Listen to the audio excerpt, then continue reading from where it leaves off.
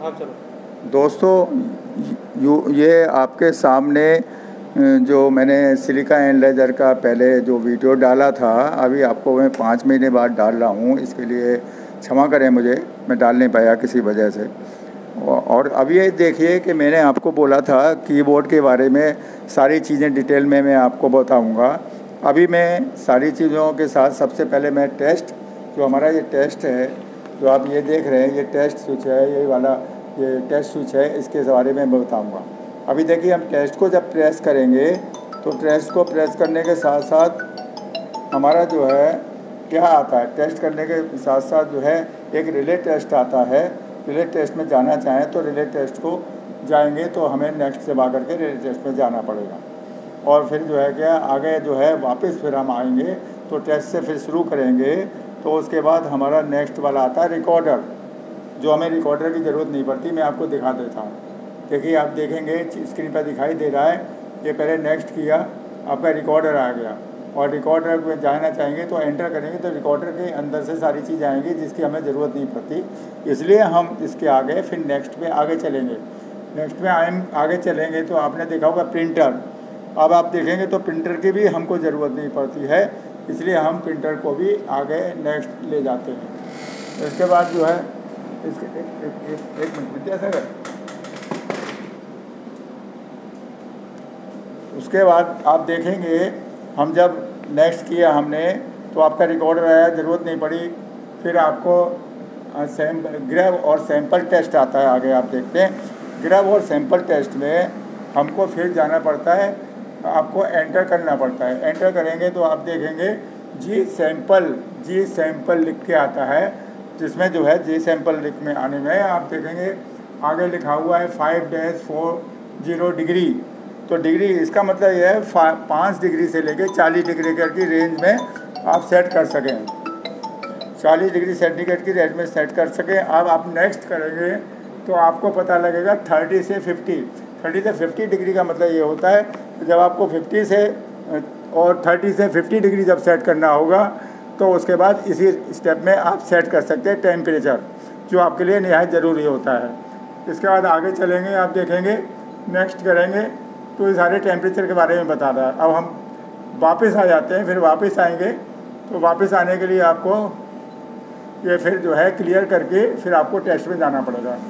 और टेस्ट में जाएंगे तो फिर शुरू वापस करते करते आप देखेंगे फिर आप उसी कंडीशन में आ जाते हैं जहाँ आपने टेम्परेचर सेट किया था। अब आप टाइम के बाद जाइए, टाइम रिमेनिंग करके आपका एक पॉइंट आता है, इसमें आप देखेंगे कि आप जितने समय में ये हमारा सैंपल चलता है तो उसके लिए टाइम ये बताता है कि कितने देर तक हमारा सैंपल चला है।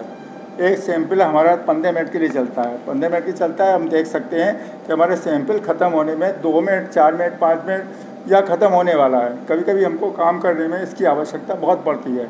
अब आगे का पॉइंट मैं बताता हूँ। आगे हम करेंगे नेक्स्ट करेंगे तो डिस्प्ले टेस्ट आता है। डिस्प्ले टेस्ट की हमको ज़रूरत नहीं पड़ती, इसमें कुछ भी करने की आपको आवश्यकता नहीं है, इसलिए आप अभी नेक्स्ट करेंगे तो बहुत इंपॉर्टेंट पॉइंट आएगा, देखिएगा। अब इसमें हमें रीजेंट प्रेशर बता रहा है। रीजेंट प्रेशर बहुत ही इंपॉर्टेंट होता है। इसमें हम रीजेंट प्रेशर सेट करते हैं, चेक करते हैं। और कैसे चेक करते हैं बताते हैं। 8 से 18 डिग्री 18 PSI 8 PSI से 18 PSI हम रीजेंट प्रेशर को रखते हैं। अभी आप देखेंगे कि फिर मैं नेक्स्ट करूँगा तो आपका सैंपल प्रेशर आता है। वही सैंपल प्रेशर जो आता है इसको जो है 2 PSI से 8 PSI तक रखते हैं।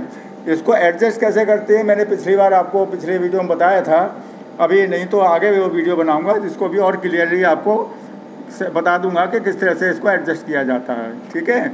इसके बाद आगे चलते हैं, हम नेक्स्ट करेंगे तो D/A/D टेस्ट आता है। इसकी हमें आवश्यकता नहीं पड़ती है, इसको हम छोड़ देते हैं, इसको नेक्स्ट करते हैं आगे। जब आगे जाते हैं तो आप देखेंगे कि हमारा टेम्परेचर आता है। इस टेम्परेचर नहीं कौन सा, हाँ सॉरी, इसके बाद आता है हमारा वोल्टेज आता है। वोल्टेज रिकॉल वोल्टेज में क्या है, रिकॉल वोल्टेज की ज़रूरत नहीं पड़ती है, इसलिए हम आगे नेक्स्ट करते जाते हैं। नेक्स्ट करेंगे तो टेम्परेचर आता है। ये टेम्परेचर भी हमको ज़रूरत नहीं पड़ती है, इसको भी हम आगे लेकर आगे चलते हैं।